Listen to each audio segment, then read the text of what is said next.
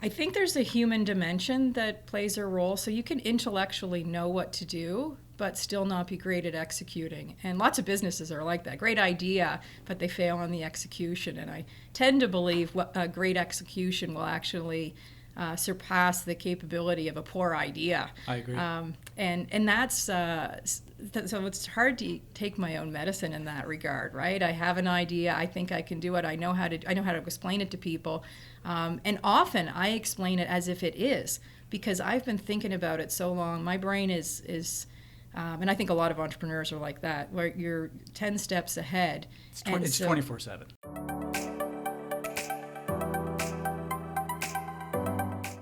But isn't it important, though, we manage those? So let me give you an example. So the people that know me know I apply the 80-20 rule to everything in my life.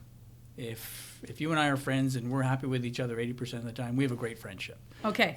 Take that across your work, take it across your marriage, your relationship with your kids.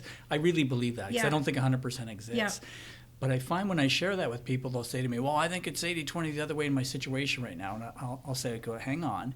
Is it 80 to the negative just this day or this week? Because you got to look at it in its totality. Right. Absolutely. So is there any advice you'd give to an entrepreneur who may just be having a bad month, a bad quarter, and to not give up and to say, hey, hang on. Yes. It may get better.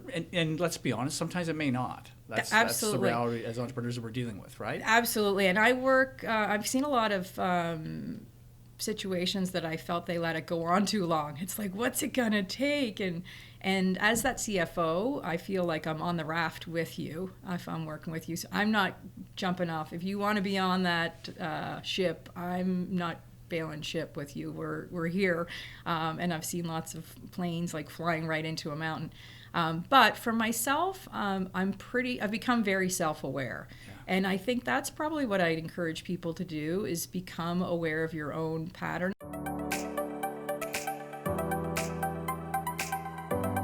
And what I love about Lowe's, is intellectually, what I love about Lowe's is knowing that normal is going to feel amazing after a low. It seemed like a high. It will. Right, it will. Right. So is there a way, like self-awareness, that's a whole other, we could talk for hours just about that, right? Yeah. So is there a method or some way that entrepreneurs can become more self-aware? Or is it, Susan, it's just a function of, you know what, it takes X number of years of you doing something to understand what you're good at and what you're not so good at? I think it helps if you have some form of scorecard that you're measuring against. It's great to celebrate the highs that we feel and pat ourselves on the back, but I'm aware that we feel those over silly things. Like we just signed a second office. That feels really good. When you see your logo, gosh, that feels great. Like, I'm amazing. I'm killing it. Right. It's a logo. Yeah. So, unless unless you're the one creating the logo. But that's like me saying it's a balance sheet. Just relax. Fair enough. But true. That's true, actually. And even reconciling, getting the bank account to reconcile and can give people a real high.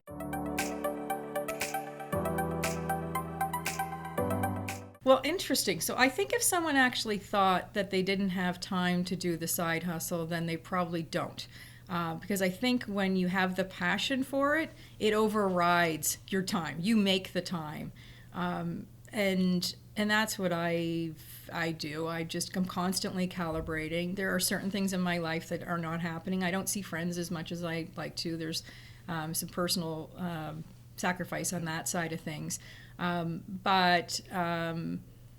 I would, to anybody that thinks that owning a business is going to be less time, let's settle that argument right now. Exactly. We're both going to vouch on that. That's one. Right. Right. I heard somebody once say that it's great freedom. Like, you get to choose whatever 80 hours you're going to work that week. And that's fair. I work all the time, and I hope my kids don't go with that as their legacy of me working all the time. I'm also at almost every hockey game. I'm very, present. You're there.